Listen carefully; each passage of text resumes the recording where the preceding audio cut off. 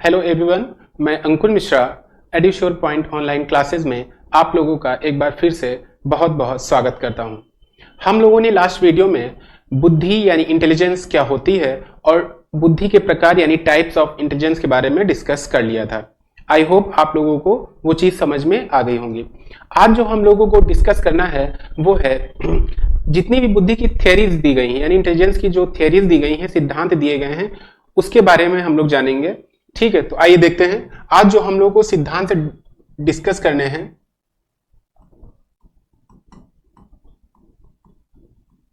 बुद्धि के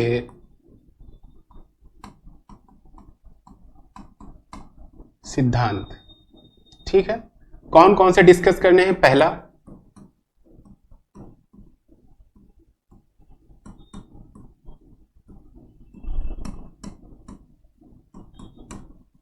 एक कारक सिद्धांत यानी यूनिफैक्टर थ्योरी। किसने दी? फ्रांस के मनोवैज्ञानिक एल्फ्रेड बिने के द्वारा। जो दूसरा हम लोगों को डिस्कस करना है वो है द्विकारक सिद्धांत यानी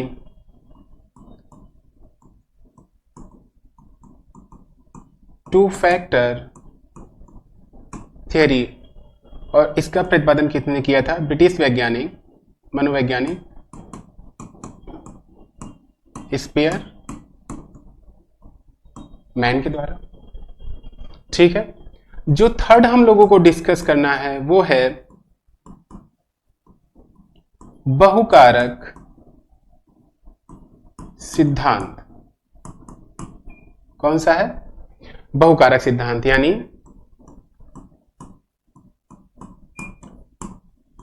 मल्टी फैक्टर थियरी। प्रतिपादन किसने किया?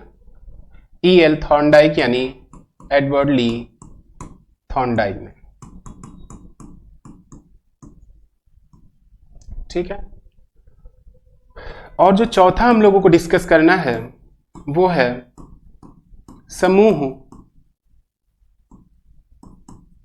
कारक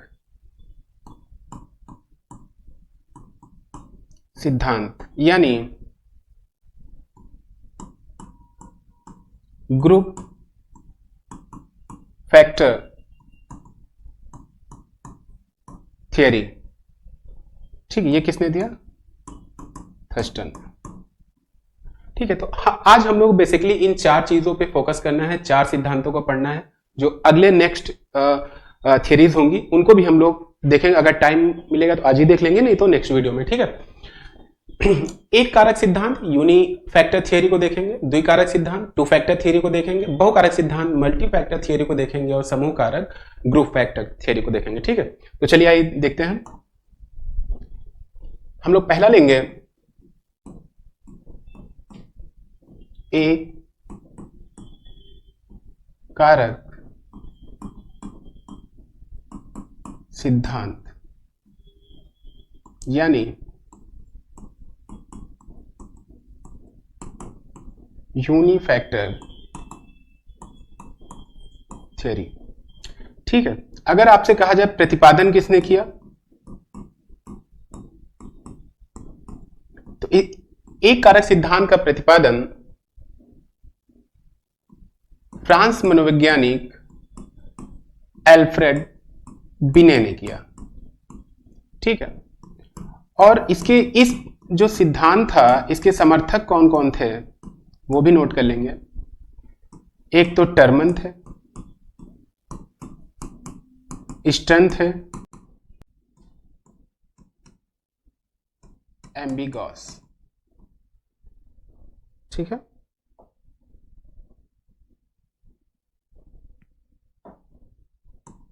ठीक है, अब देखिए बात को समझने की कोशिश करिएगा। ये जो एल्फ्रेड बिने हैं इन्होंने जो यूनिफैक्टर थियरी है इसमें कौन सी चीज को समझाने की कोशिश की इन्होंने? तो अल्फ्रेड बिने ने यह बताया कि जो बुद्धि है वो एक अविभाज्य इकाई है। क्या कहा है? पहला स्टेटमेंट क्या था इनका? बुद्धि एक अविभाज्य यानी अनडिविजिबल यूनिट, अविभाज्य इकाई है। ठीक है, बुद्धि क्या है? एक अविभाज्य इकाई है। इनका बेसिकली कहने का मतलब था कि इसमें बुद्धि में सिर्फ एक कारक होता है और वही एक जो कारक है चारों तरफ हर डायमेंशन में वर्क करता है। किसी भी प्रकार की मेंटल वर्क होगा उसमें एक ही कारक वर्क करेगा। ठीक है, बात समझ में आ रही है कि इन्होंने क्या कहा? इन्होंने ये कहा कि बुद्धि जो है वो एक ही कारक पे, उसमें एक ही कारक होता है और वही एक कारक सारी जितनी भी प्रकार की मानसिक क्रियाएं होती है उनको करने में वो सक्षम होता है। ये किसने कहा था? अल्फ्रेड बिने ने कहा था। ठीक है, समझने की कोशिश करिएगा। ठीक है, इनका कहने का मतलब यह था, जैसे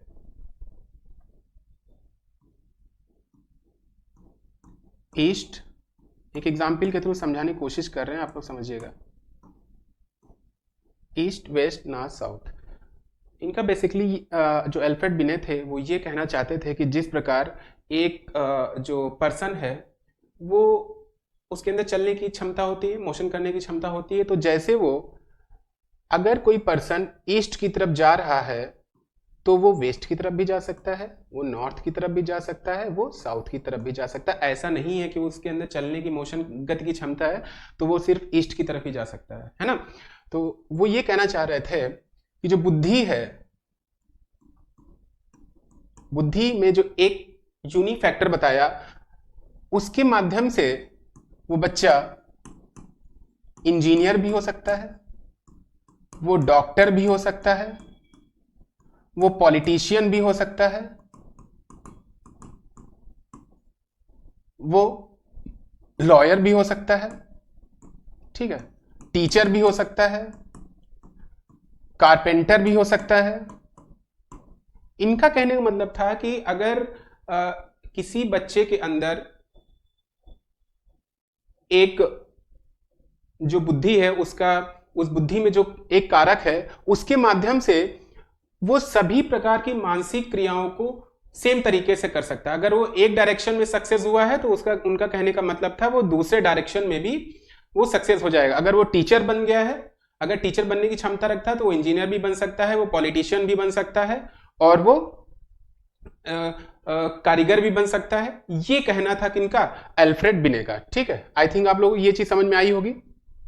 लेकिन जैसे जैसे समय बढ़ा वैसे जो आधुनिक मनोवैज्ञानिक थे, आधुनिक मनोवैज्ञानिकों ने इस सिद्धांत को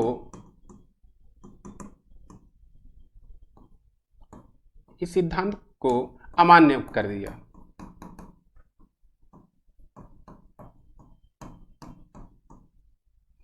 अमान्य कर दिया।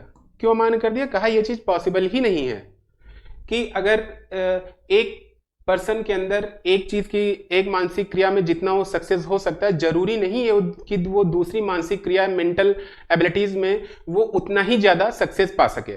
ठीक है, एग्जाम्पल के तौर पे अगर समझने की कोशिश करें, जो बच्चा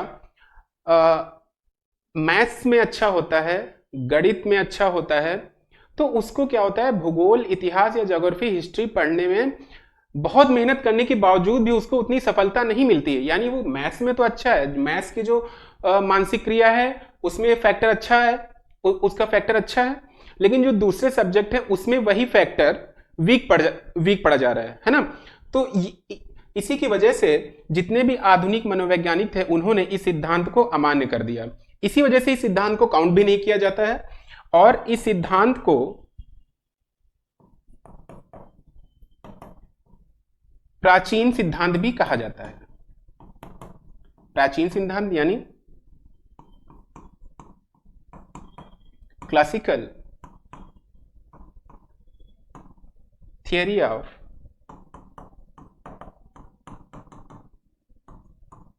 इंटेलिजेंस। ठीक है, इतनी चीजें बताई, किसने बताई? अल्फ्रेड बिने ने। फिर से एक बार हम रिपीट करें, देन हम नेक्स्ट थियरी पे चलेंगे। प्रतिपादन किसने किया? अल्फ्रेड बिने ने किया। समर्थक कौन कौन थे?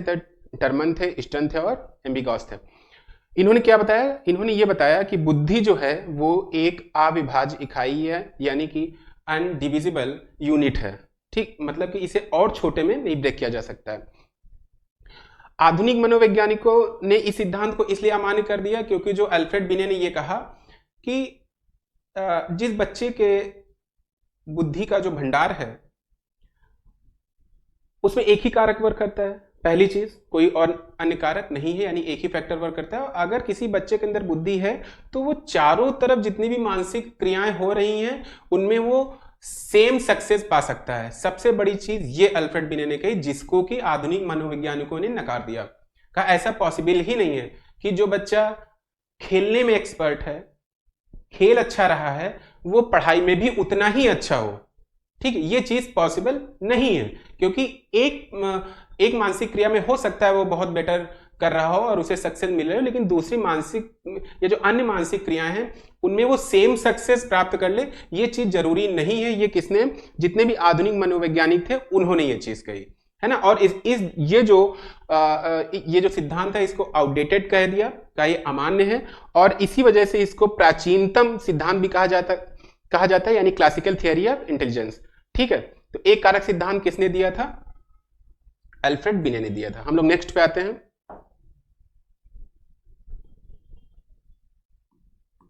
आवाज आ रही है?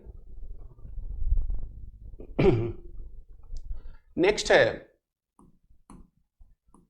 बहुत इंपॉर्टेंट है, पूछा जाता है काफी, द्विकारक सिद्धांत यानी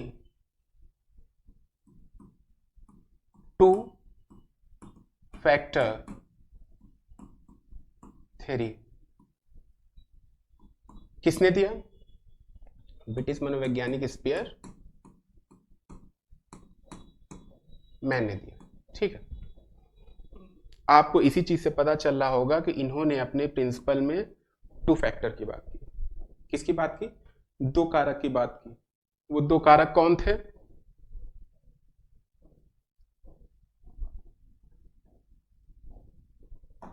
देखिएगा, दो कारक कौन से थे? अगर यहां बुद्धि रखे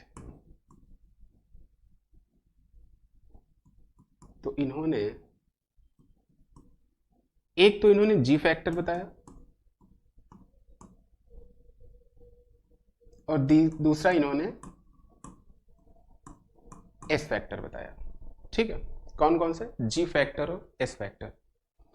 स्पीयर मैन ने कहा कि बुद्धि में दो प्रकार के कारक होते हैं, एक तो होता है जनरल यानी जी फैक्टर और दूसरा होता है स्पेसिफिक यानी एस फैक्टर। ठीक है, जो जी फैक्टर होता है उसकी कुछ प्रॉपर्टीज बताई इन्होंने। प्रॉपर्टीज ये बताई कि एक तो ये जो जी फैक्टर है वो अलग अलग व्यक्तियों में अलग अलग मात्रा में होता है। ठीक, ऐसा नहीं है कि जो बुद्धि का जितनी भी मानसिक क्रियाएं हो रही हैं उनमें जो सामान्य क्षमता होती है उस समान क्षमता के लिए जी फैक्टर जरूरी होता है ना। ये किसने कहा? स्पीयर मैन ने कहा। फिर से एक बार सुने कि जो भी मानसिक क्रियाएं होती हैं सभी मानसिक क्रियाओं में को करने के लिए जो सामान्य क्षमता की आवश्यकता होती है उसमें एक प्रकार के फैक्टर होता है जिसे हम जी फैक्टर कहते हैं। और जी फैक्टर की उन्होंने कुछ प्रॉपर्टीज बताई। पहली ये बताई कि ये अलग अलग व्यक्तियों में अलग अलग मात्रा में होता है। ठीक है, पहली क्या बताई? भिन्न भिन्न व्यक्तियों में भिन्न भिन्न मात्रा में होता है। क्या होता है? जी फैक्टर। ठीक है, दूसरी चीज इन्होंने ये बताई कि जो जी फैक्टर का यूज है बेसिकली हम जो डेली लाइफ के वर्क हैं उसमें ज्यादा करते हैं। यानी जी फैक्टर कहां पे ज्यादा वर्क करता है? मानसिक क्रियाएं तो बहुत सारी होती हैं लेकिन डेली लाइफ में जो हम मानसिक मेंटल जो प्रोसेस होता है उसमें जी फैक्टर का यूज ज्यादा होता है। यानी दूसरा पॉइंट इन्होंने क्या बताया कि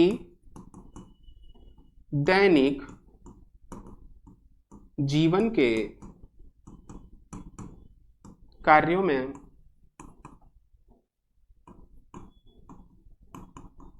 यह कारक प्रयोग में आता है,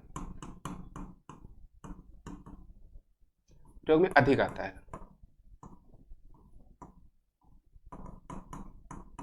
ठीक है। और जो इन्होंने थर्ड पॉइंट बताया किसका, जी फैक्टर का, थर्ड पॉइंट ये बताया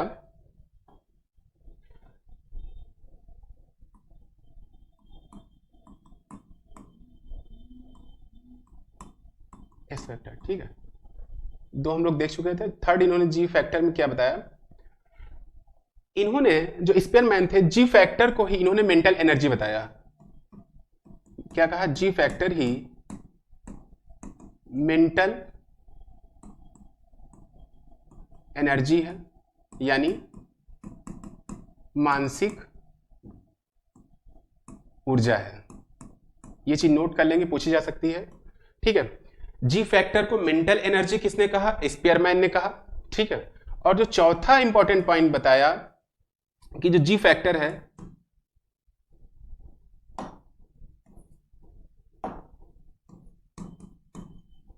जी फैक्टर जन्मजात होता है,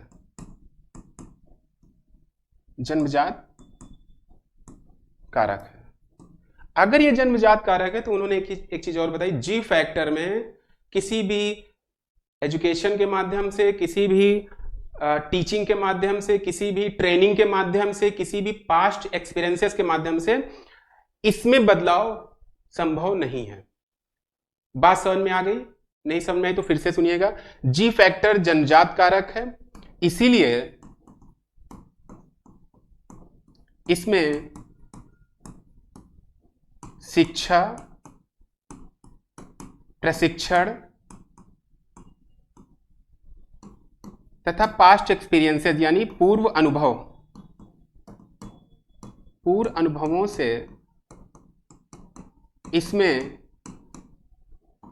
कोई बदलाव नहीं होता है।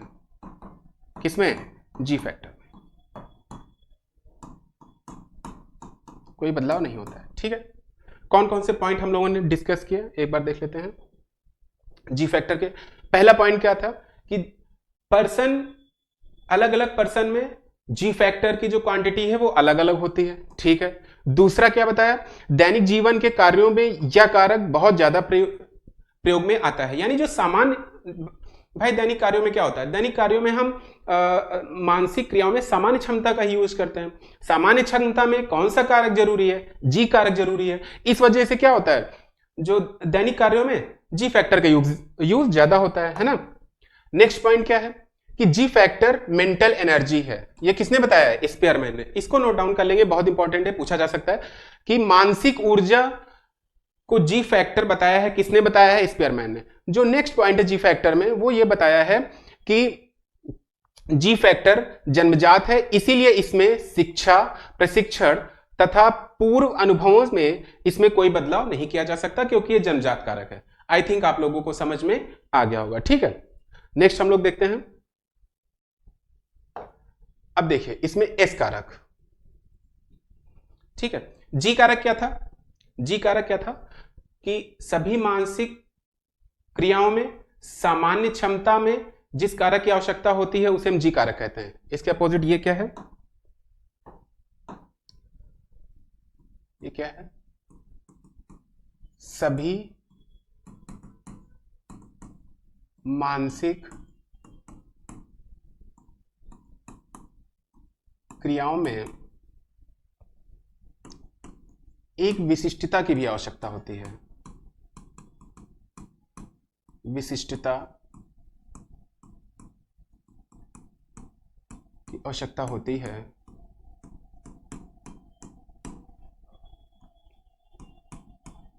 इसी विशिष्ट क्षमता में, इसी विशिष्ट क्षमता में एस फैक्टर, एक्स फैक्टर, इसी विशिष्ट क्षमता में एस फैक्टर होता है। ठीक है, मतलब ये क्या था, ये सभी मानसिक क्रियाओं में एक सामान्य जो क्षमता होती है उसमें किसकी आवश्यकता होती है, जी फैक्टर की। और इसी में मानसिक प्रक्रियाएं वही हैं, लेकिन उसमें क्या होता है, कुछ सामान्य कुछ मानसिक प्रक्रियाओं में जो लोग जिनमें जी फैक्टर अधिक होता है वो चीज समान तरीके से करते हैं, और कभी कभी मानसिक जो क्रियाएं होती है उनमें विशिष्टता की भी आवश्यकता होती है। इसी विशिष्टता में कौन सा फैक्टर होता है, एस फैक्टर होता है। ठीक है, ये चीज आप लोगों को समझ में आ गई होंगी। ठीक है, अब इसमें इन्होंने जो पॉइंट बताया है स्पीयरमैन ने, पहला पॉइंट क्या बताया, पहला पॉइंट ये बताया कि जो एस फैक्टर है वो चेंजेबल है। क्या है, एस फैक्टर, एस फैक्टर परिवर्तनशील है। क्या है, परिवर्तनशील है, यानी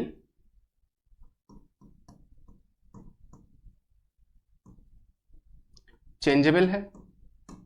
चेंजेबल का मतलब क्या है कि अगर एक मानसिक क्रिया में एक एस फैक्टर की आवश्यकता होती है तो दूसरी मानसिक क्रिया में उसी एस फैक्टर से काम नहीं चलेगा, दूसरी मानसिक क्रिया के लिए दूसरा एस फैक्टर होता है। ठीक है, बात समझ में आ गई। चेंजेबल का मतलब, परिवर्तनशील का मतलब ऐसा नहीं है कि एक एस फैक्टर है वही सारी मानसिक क्रियाओं में वर्क करेगा, नहीं। एक मानसिक क्रिया है तो उसमें एक एस फैक्टर रहेगा, दूसरी मानसिक क्रिया आ गई या दूसरा मानसिक कार्य आ गया तो उसके लिए दूसरा एस फैक्टर, इसे क्या कहते हैं, ये परिवर्तनशील है। ठीक है, दूसरा पॉइंट ये कहता है कि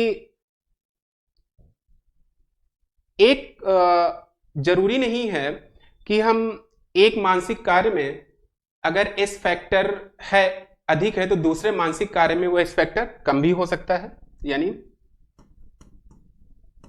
एक मानसिक क्रिया में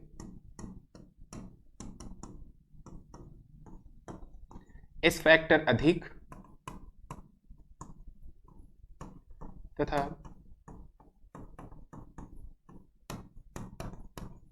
दूसरी मानसिक क्रिया में एस फैक्टर की जो मात्रा है वो कम हो सकती है। पहले इसको आप लोग देख लीजिए, अगर स्क्रीनशॉट लेना चाहें ले लीजिए। ठीक है एक मानसिक क्रिया में एस फैक्टर अधिक तथा दूसरी मानसिक क्रिया में एस फैक्टर कम हो सकता है। कैसे हो सकता है समझिए, जी की बात कर चुके हैं हम लोग, एस फैक्टर की बात कर रहे हैं। ठीक है, जैसे अगर हम आपसे कहें कि आपको सिंगिंग पसंद है या मुझे सिंगिंग पसंद है, तो जो सिंगिंग में हमारे अंदर एस फैक्टर है, क्या वो डांसिंग में भी हमारे अंदर एस फैक्टर हो सकता है? जरूरी नहीं है कि जिसको गाना जितना अच्छा वो गाता हो उतना अच्छा वो डांस भी करता हो। बात समझ में आ रही है? तो ये चीज पॉसिबल कहीं हद तक नहीं है। मतलब ये स्पीयरमैन का कहना था कि एस फैक्टर जरूरी नहीं है कि एक में, जैसे जो गाने में जो मानसिक क्रिया है उसमें हमारे अंदर का एक्स फैक्टर की जो मात्रा है बहुत अधिक है, इसी वजह से हम अच्छा गा लेते हैं, और जो डांसिंग में है उसमें एस फैक्टर की मात्रा कम है, इस वजह से हम डांस अच्छा नहीं कर पाते। बात समझ में आ गई? ठीक है, जो इन्होंने तीसरा पॉइंट बताया, तीसरा पॉइंट इन्होंने ये बताया, तीसरा पॉइंट इन्होंने ये कहा कि इस फैक्टर में, इस फैक्टर में शिक्षा, प्रशिक्षण यानी ट्रेनिंग तथा पास्ट एक्सपीरियंसेस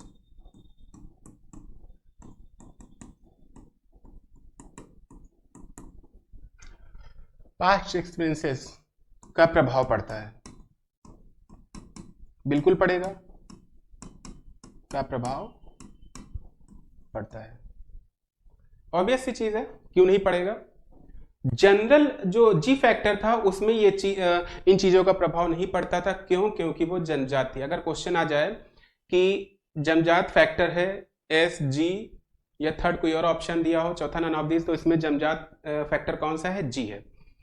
ठीक है, अब जी में तो इन सारी चीजों का कोई इफेक्ट नहीं होता था, लेकिन जो स्पीयरमैन ने बताया एस फैक्टर में इन सारी चीजों का इफेक्ट होता है।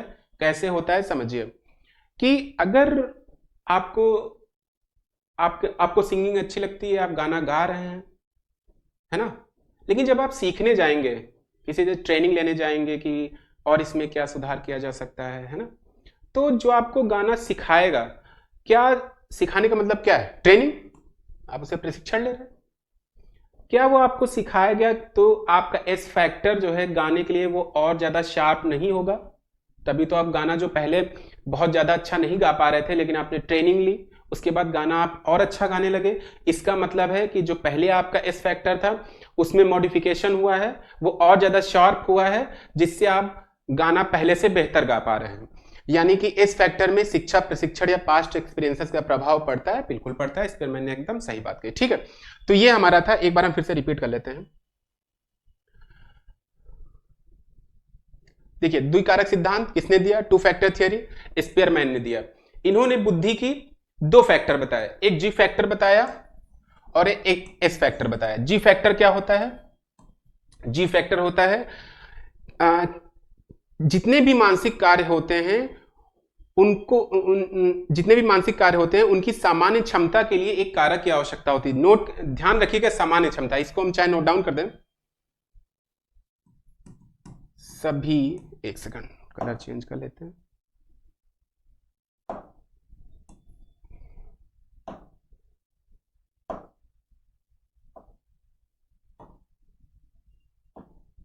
सभी मानसिक क्रियाओं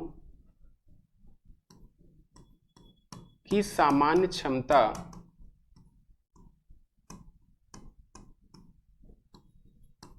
के लिए जिस फैक्टर की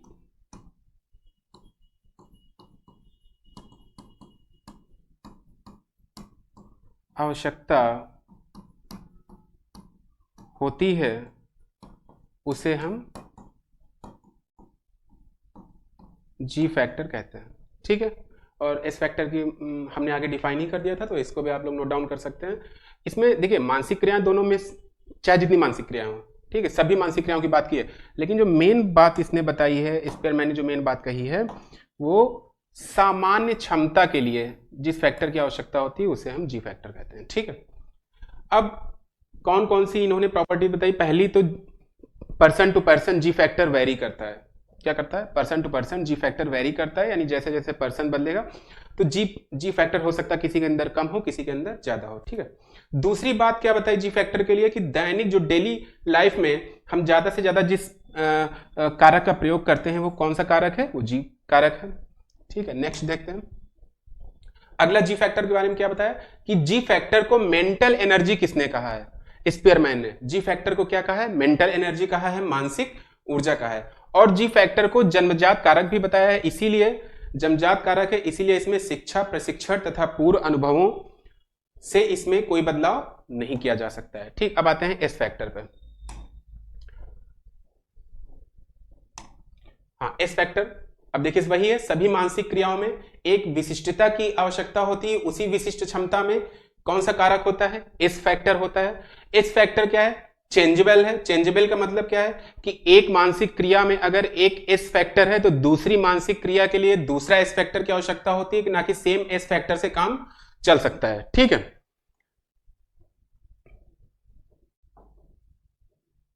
ठीक है। हाँ, दूसरा पॉइंट क्या बताया? कि होता है, और दूसरा पॉइंट बताया कि एक मानसिक क्रिया में एस फैक्टर अधिक तथा दूसरी मानसिक क्रिया में एस फैक्टर कम भी हो सकता है। एग्जाम्पल के माध्यम से भी हम लोगों ने समझने की कोशिश की कि जैसे हमें गाना गाना अच्छा लगता है, लेकिन हम डांस उतना अच्छा नहीं कर पाते हैं। क्यों? क्योंकि जो गाना गाने में एस फैक्टर है वो हमारा ज्यादा अधिक क्वांटिटी में है, और जो दूसरी तरफ देखें डांस करने में, उसमें हमारा जो डांस करने का एस फैक्टर है वो बहुत कम क्वांटिटी में। इसी वजह से कि जरूरी नहीं कि एक मानसिक क्रिया में हम एक्सपर्ट हो तो दूसरी मानसिक क्रिया में भी हम उतने ज्यादा ही एक्सपर्ट हों। और यही चीज अल्फ्रेड बिने ने कही थी कि अगर बुद्धि है तो वो सारी क्रियाओं में एक्सपर्ट होगा, जिसे कि स्पीयरमैन ने नकारा है। कहा नहीं, अलग अलग मानसिक क्रियाओं के लिए अलग अलग एस फैक्टर होता है। लास्ट पॉइंट एस फैक्टर में क्या बताया कि एस फैक्टर में शिक्षा, प्रशिक्षण तथा पास्ट एक्सपीरियंसेस का प्रभाव पड़ता है। बिल्कुल पड़ता है।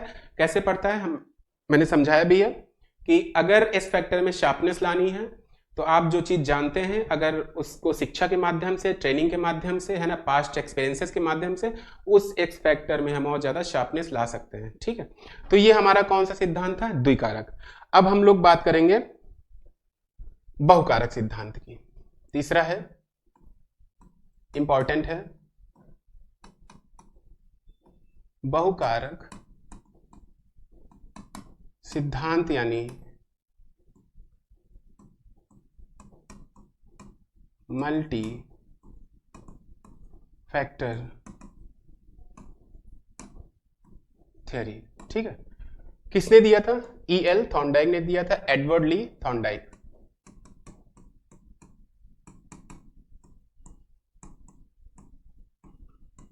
ठीक, E.L. थॉर्नडाइक ने दिया था। इन्होंने क्या कहा, ये देखिए, ये थोड़ा सा टिपिकल है, कंसंट्रेट होके समझेंगे तभी समझ में आएगा, जिससे कि आप आगे ना भूलें बहुकारक सिद्धांत क्या होता है। अब देखिए, पहली चीज इन्होंने क्या किया, पहली चीज तो इन्होंने ये किया, स्पीयरमैन का खंडन किया।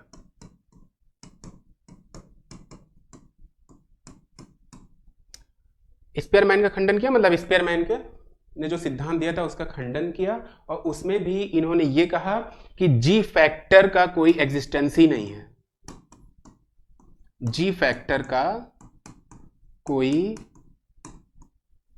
एग्जिस्टेंस यानी अस्तित्व नहीं है।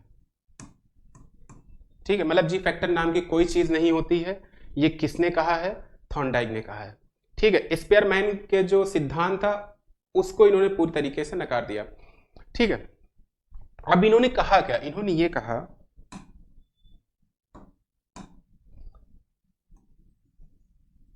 कहा कि जो बुद्धि है वो असंख्य छोटे छोटे फैक्टरों से मिलकर बनी है। क्या कहा? बुद्धि असंख्य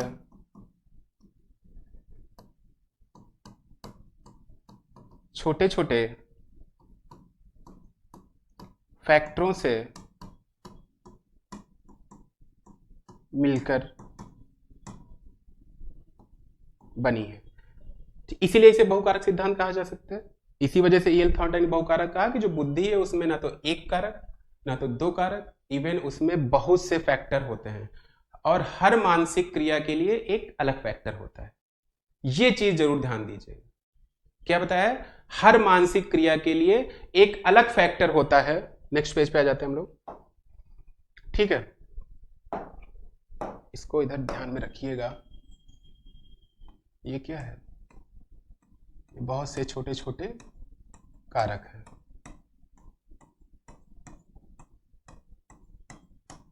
ठीक है, इसका यूज क्या भी बता रहा है। क्या कहा है? पहली चीज कि बुद्धि में बहुत सारे कारक होते हैं, पता है। अलग अलग मानसिक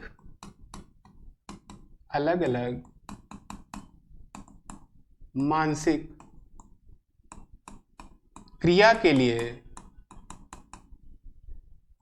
अलग अलग कारक होते हैं। ठीक है, अलग अलग मानसिक क्रिया के लिए अलग अलग कारक होते हैं। अब जो दो मानसिक क्रियाओं में जितने ज्यादा कारक मैच करेंगे उनके बीच में जो धनात्मक सहसंबंध यानी पॉजिटिव कोरिलेशन होगा वो बहुत ही ऊंचे स्तर का होगा, और जिनमें ये कारक कम मैच करेंगे उनमें जो संबंध होगा धनात्मक संबंध वो बहुत निम्न स्तर का होगा। ठीक है, ये चीज किसने कही है? थॉर्नडाइक ने। नोट कर लेते हैं। अभी आराम से देख लीजिए। अभी हम फिर से एक बार रिपीट करेंगे, समझाने की कोशिश करेंगे। ठीक है, क्या बताया?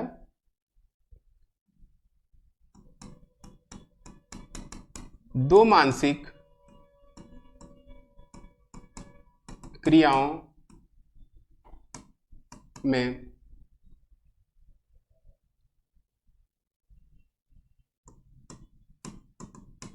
जितने अधिक फैक्टर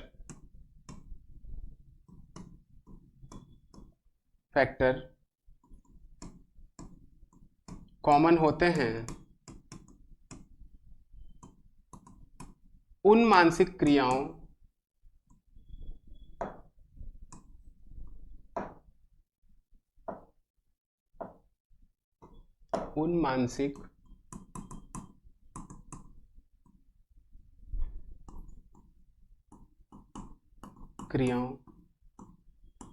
के मध्य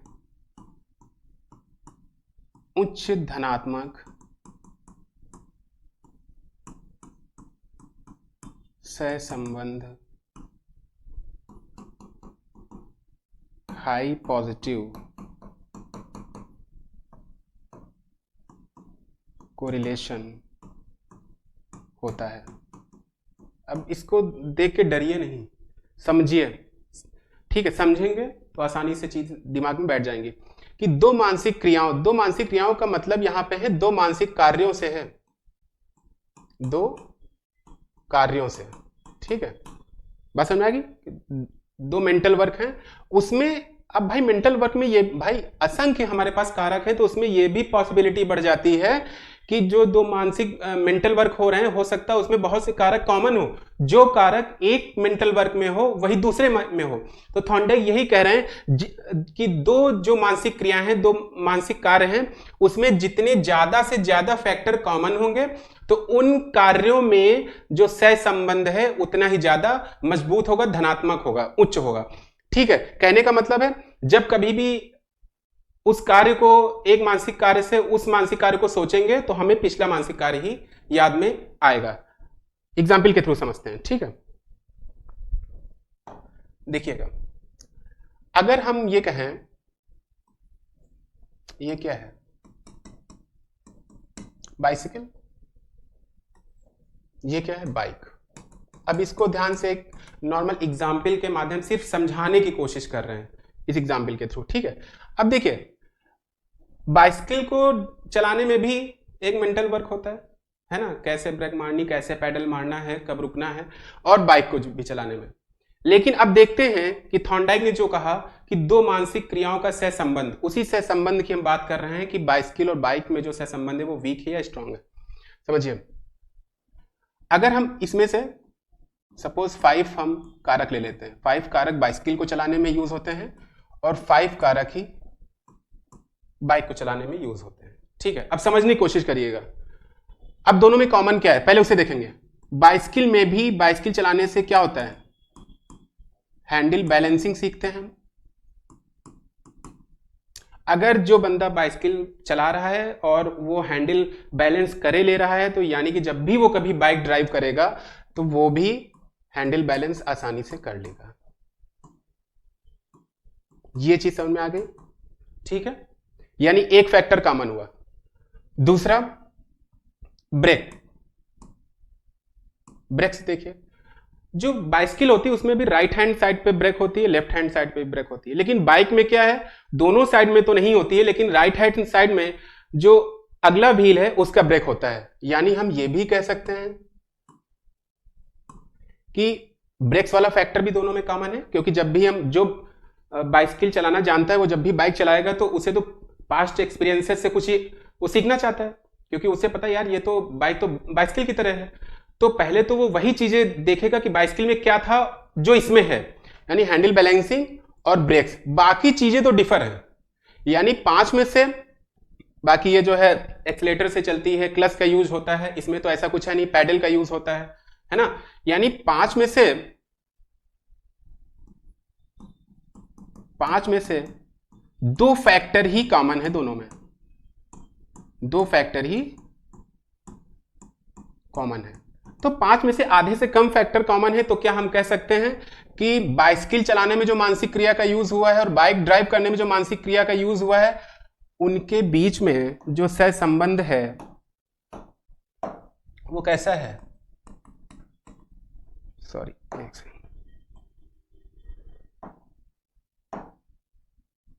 वो संबंध कैसा है? निम्न धनात्मक सहसंबंध। ये सिर्फ एग्जाम्पल मैंने आपको समझाने के लिए लिया है।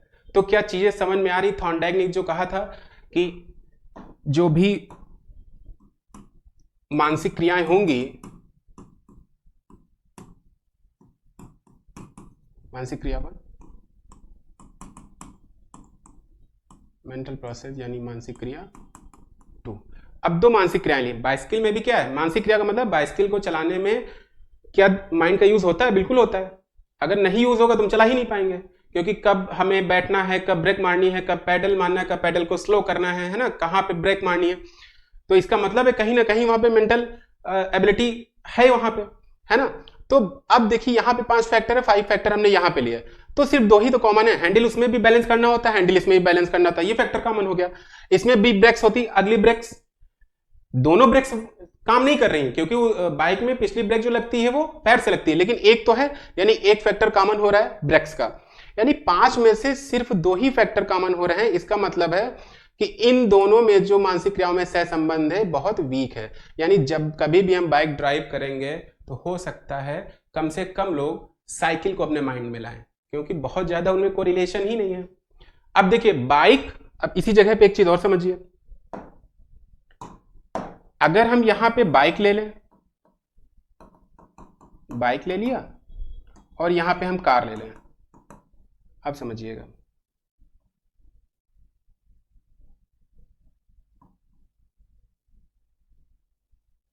ठीक है, बाइक ले ली और कार ले लिया। अब देखते हैं क्या बाइक और कार में इनका सहसंबंध स्ट्रांग है कि नहीं। इसमें भी सपोज हम 5 फैक्टर ले लें, 1 2 3 4 5, 1 2 3 4 5।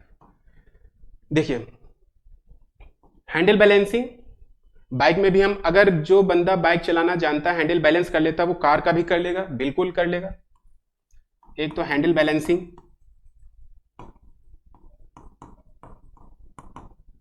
ठीक है, यहां पे भी हैंडल बैलेंसिंग, एक कारक कॉमन मिल गया। दूसरा क्या है, दूसरा क्या है, इसमें भी क्लच, क्लच दबाते हैं, पहला गियर लगाते हैं, पहला गियर लगाते हैं, उसके बाद हल्का सा एक्सीलरेटर लेते हैं। तो क्या सेम प्रोसेस क्लच का, गियर का और एक्सीलरेटर का, सेम प्रोसेस तो इसमें भी है। क्लच गियर यानी क्लच को दबाने में जो मानसिक क्षमता का यूज हो रहा है, और एक्सीलरेटर सेम चीज है कि नहीं है भाई? बाइक में भी फंक्शन अलग है, ये चीज देखिए थोड़ा टिपिकल है, एक बार समझ जाएंगे तभी चीजें समझ में आएंगी।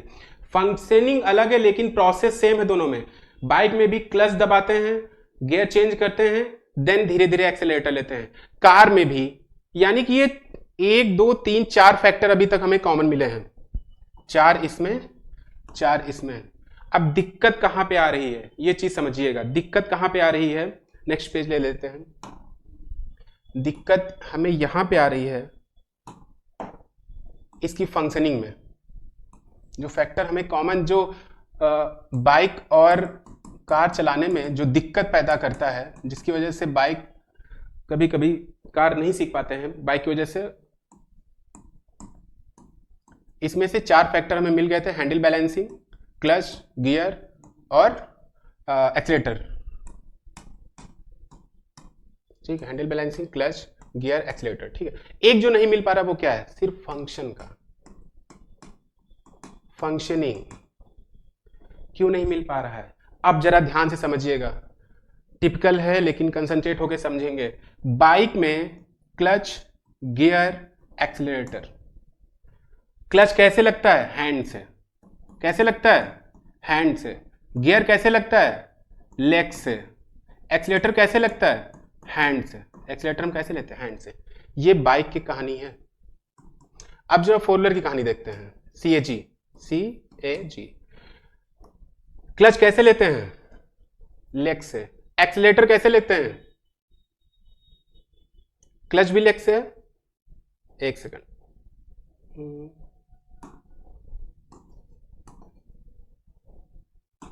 क्लच, फिर गियर, फिर एक्सीलरेटर। गियर हम कैसे लगाते हैं? हैंड से।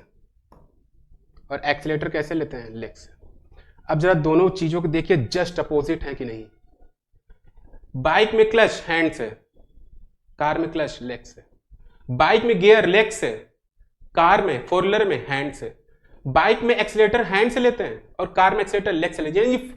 फंक्शनिंग में बहुत बड़ी समस्या है, इसी वजह से ये कारक मैच नहीं होता। इसी वजह से कभी कभी क्या होता है, जब भी लोग कहते हैं ना कि बाइक जैसा ही कार ड्राइव करना है, लेकिन वहां पे एक कारक एकदम मिसमैच हुआ जा रहा है दोनों का। यानी जो कारक बाइक ड्राइव करने का है, फंक्शनिंग का, वही कारक कार में, दोनों में मिसमैचिंग हो जाती है। और कभी कभी हम क्या करते हैं, एक्सीलरेटर को क्लच समझ के, क्लच को एक्सीलरेटर समझ के तेज कर देते हैं, जिससे एक्सीडेंट भी हो जाता है। इस वजह से फंक्शनिंग, कभी भी फंक्शनिंग की बात आती तो हमें बाइक के बारे में नहीं सोचना चाहिए।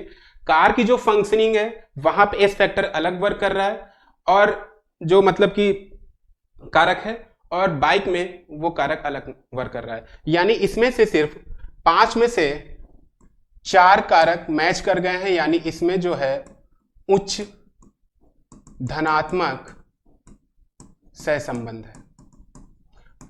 ये मैंने एग्जाम्पल सिर्फ आपको समझाने के लिए था कि मानसिक क्रिया में क्या होता है, दोनों मानसिक क्रियाओं में सहसंबंध क्या होता है। आई होप आप लोगों को समझ में आ गया होगा। ठीक है, ठीक है। तो हम लोगों ने क्या जान लिया, एक बार फिर से रिपीट कर देते हैं। बहुकारक सिद्धांत किसने दिया? ईएल थॉर्नडाइक ने दिया। इन्होंने स्पीयरमैन के जो सिद्धांत था उसका खंडन किया और जी फैक्टर को बिल्कुल नकार दिया। कहा जी फैक्टर का कोई एग्जिस्टेंस ही नहीं, उसका अस्तित्व ही नहीं है। बुद्धि असंख्य छोटे छोटे फैक्टरों से मिलकर बनी होती, बहुत छोटे छोटे बंडल्स होते हैं, ठीक है, उनको उन फैक्टरों से मिलकर बुद्धि बनी होती है। ठीक है। उसके बाद इन्होंने बताया अलग अलग मानसिक क्रिया के लिए अलग अलग कारक होते हैं। ठीक है, मतलब एक मानसिक क्रिया है तो उसका अलग कारक है, और जैसे जैसे उन दोनों मानसिक क्रियाओं में जितने कारक मैच करेंगे उनके बीच में कोरिलेशन उतना ही ज्यादा स्ट्रांग होगा, जितने कम मैच करेंगे कोरिलेशन उतना कम स्ट्रांग होगा। ये चीजें बताई थी थॉर्नडाइक ने। ठीक है, आई होप आप लोगों को समझ में आ गया होगा। एग्जाम्पल भी समझ लीजिए। हम लोगों ने बाइसिकल और बाइक का एग्जाम्पल लिया, केवल 2 फैक्टर मैच कर रहे हैं, हैंडल बैलेंसिंग और ब्रेक्स का। और लेकिन बाइक और कार में 4 फैक्टर मैच कर रहे हैं। एक जो मैच नहीं कर रहा वो फंक्शनिंग का, कि फंक्शनिंग जस्ट अपोजिट है कार की बाइक से। तो ये जो फैक्टर है, इसी वजह से माइंड में द्वंद्व उत्पन्न हो जाता है। और कभी कभी क्या करते हैं, कार सीखने में अगर हम बाइक की फंक्शनिंग माइंड में ले आए तो एक्सीडेंट हो जाता है। लर्निंग में अगर हम बाइक ड्राइव करना सीख रहे हैं, ठीक है, क्योंकि इसमें क्लच हैंड से लगता है, इसमें क्लच लेग, जस्ट अपोजिट है। इसमें बाइक में गियर हम लेग से लगाते हैं और इसमें गियर हम हैंड से लगाते हैं। इसमें एक्सीलरेटर हैंड से लिया जाता है और इसका जस्ट अपोजिट एक्सीलरेटर लेग से लिया जाता है।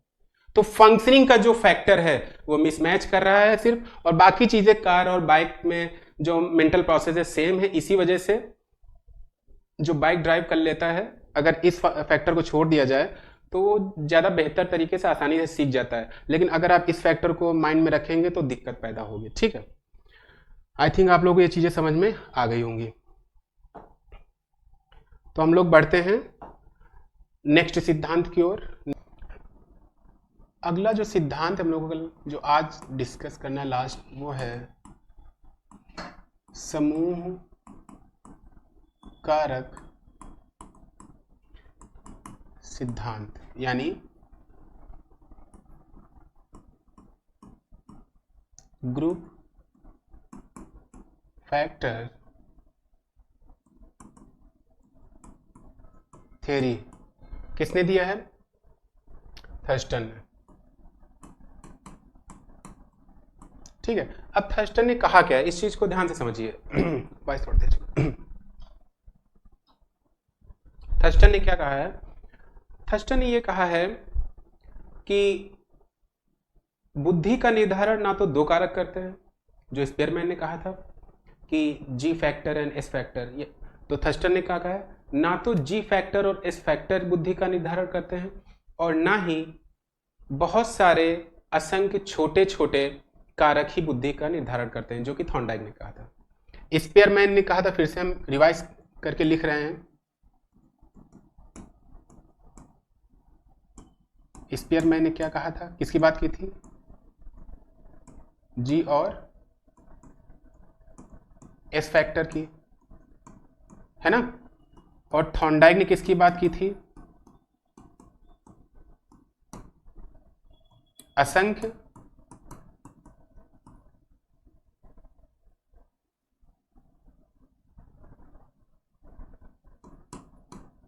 छोटे छोटे कारकों की, है ना, असंख्य छोटे छोटे कारकों की। इन दोनों बातों का खंडन कर दिया किसने, थर्स्टन ने। थर्स्टन ने कहा ना तो जी एस फैक्टर ही बुद्धि का निर्धारण करते हैं और ना ही असंख्य छोटे छोटे कारक ही बुद्धि का निर्धारण करते हैं। इवन उन्होंने ये कह दिया कि बुद्धि का निर्धारण कौन करता है, बुद्धि का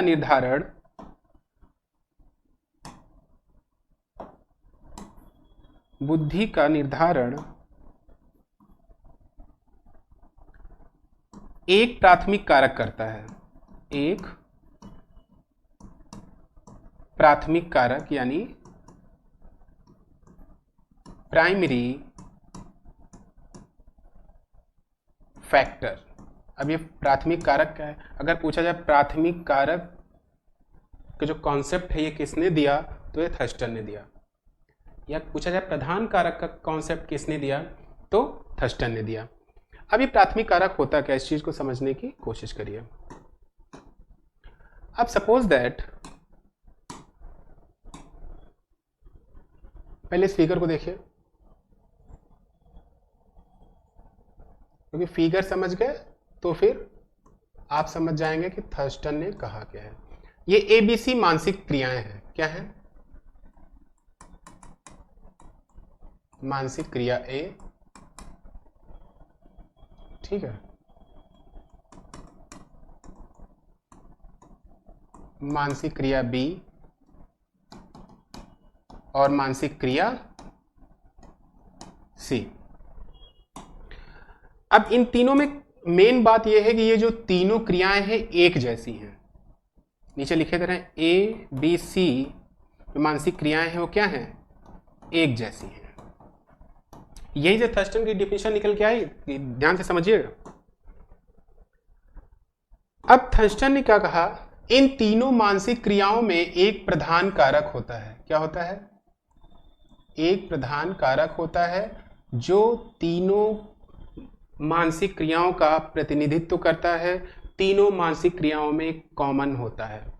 यानी तीन मानसिक क्रियाएं हैं, पहली चीज एक जैसी मानसिक क्रियाएं होनी चाहिए, दो हो, तीन हो, चार हो, पांच हो, चाहे जितनी मानसिक क्रियाएं हो, लेकिन वो एक दूसरे से कोरिलेट करनी चाहिए। अगर ऐसी मानसिक क्रियाएं हैं तो उनमें एक प्रधान कारक होता है जो तीनों में कॉमन होता है, उसी कारक को प्रधान कारक या प्राथमिक कारक यानी प्राइमरी फैक्टर कहते हैं, और यही प्राइमरी फैक्टर बुद्धि का निर्धारण करती है। समझ गए। तो इस फिगर से हम लोग डिफिनीशन पे आते हैं। डिफिनीशन क्या है, एक जैसी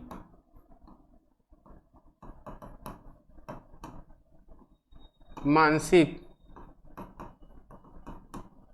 क्रियाओं का प्रतिनिधित्व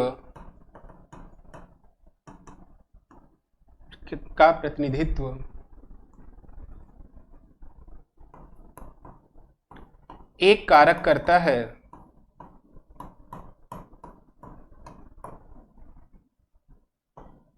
जिसे हम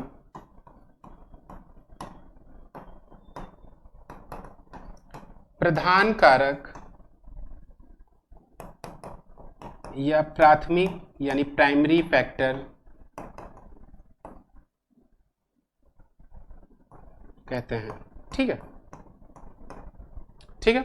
एक जैसी मानसिक क्रियाओं का प्रतिनिधित्व एक कारक करता है, उसी कारक को हम प्राइमरी फैक्टर या प्रिंसिपल फैक्टर, प्रधान कारक कहते हैं। ठीक है, अब दूसरी चीज इन्होंने क्या कही, इस तरह की कई मानसिक क्रियाएं हो सकती हैं, मतलब है ये एक जैसी मानसिक क्रियाओं का समूह है। ठीक है, दूसरे पेज पे देखिए जरा, यहां पे अगर हम फील्ड ले लें, वो ABC था, इसमें D E F है ना, DEF ले लिया, ये एक जैसी मानसिक क्रियाएं हैं, उनसे डिफर हैं, लेकिन ये तीनों कैसी हैं, एक जैसी हैं, यानी DEF ये एक जैसी हैं, लेकिन ABC से डिफर है। ठीक है, अब इनका जो एक फैक्टर इनमें होगा जो कॉमन है, किसने कहा है, थर्स्टन ने कहा है, और यही फैक्टर क्या होगा, प्राथमिक फैक्टर होगा। ठीक है, ये क्या है, दूसरी मानसिक क्रिया है। इसी तरीके से तीसरी, चौथी, पांचवी एंड सो ऑन। लेकिन एक चीज याद रखिएगा, जो पहला सेट था उसमें तीन मानसिक क्रियाएं एक जैसी थी, दूसरे सेट में ये मानसिक क्रियाएं एक जैसी, तीसरे में इनसे भी डिफर होंगी, लेकिन वो तीनों आपस में एक जैसी होंगी। तो थर्स्टन का कहना यह था कि चाहे जितनी मानसिक क्रियाएं हो, लेकिन उनमें से जो एक जैसी मानसिक क्रियाएं होंगी उनका प्रतिनिधित्व हमेशा एक कारक करेगा, जिसे हम प्राथमिक कारक कहेंगे, और यही बुद्धि का निर्धारण करेगा। दैट्स इट, ये कहा है थर्स्टन ने। और इसे समूह कारक क्यों कहा जाता है, देखिए इसमें मानसिक क्रियाओं का समूह बन जाता है ना, मानसिक क्रियाओं का मतलब एक जैसी मानसिक क्रियाएं, यानी एक जैसी मानसिक क्रियाओं का समूह बन गया। उनमें जो कारक है प्रिंसिपल कारक, उसे प्रधान कारक कहते हैं। एक जैसी मानसिक क्रियाओं का समूह में जो कारक है, इसी वजह से इसे समूह कारक है। Is that clear? अब जो है थर्स्टन ने कुछ मानसिक क्षमताओं को बताया है। उन मानसिक जो 7 क्षमताएं थर्स्टन ने बताई हैं उनको देख लेते हैं। थर्स्टन ने 7 प्रधान क्षमताएं बताई हैं। कौन कौन सी? शाब्दिक अर्थ क्षमता, शब्द प्रवाह क्षमता, स्थानिक क्षमता, आंकिक क्षमता, तर्क क्षमता, स्मृति क्षमता और प्रत्यक्षात्मक क्षमता। ठीक है, तो शाब्दिक अर्थ क्या है? वर्बल मीनिंग, सिंपल सा है, मीनिंग की बात कर रहे हैं, यानी कि शब्द और वाक्य के अर्थ को समझने की क्षमता क्या होती है? शाब्दिक अर्थ क्षमता होती है। दूसरी क्या है? शब्द प्रवाह क्षमता। शब्द प्रवाह क्षमता से मतलब है यहां बोलने से नहीं है, बल्कि एक शब्द है उससे बिल्कुल इतर, यानी ऐसा शब्द ढूंढना जो उससे रिलेट ना करे, है ना, तो इसको क्या कहते हैं? ऐसे शब्दों को ढूंढने की क्षमता को शब्द प्रवाह क्षमता, यानी एक शब्द उससे असंबंधित कई शब्दों को ढूंढना क्या कहलाता है? खोज करना, शब्द प्रवाह क्षमता। स्थानिक क्षमता क्या है?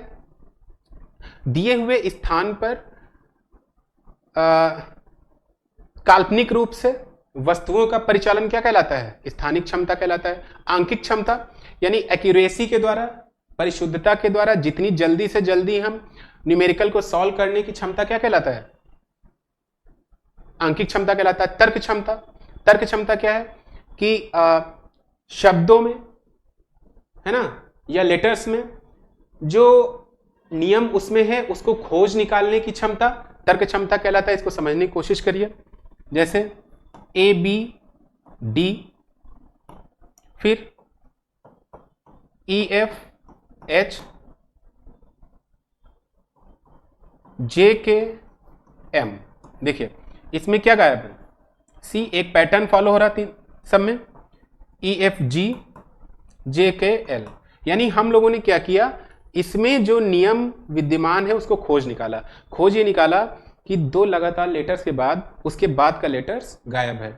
तो ऐसे शब्दों और वाक्यों, लेटर्स में ऐसी चीजों को खोज निकालने की क्षमता क्या कहलाती है? तर्क क्षमता।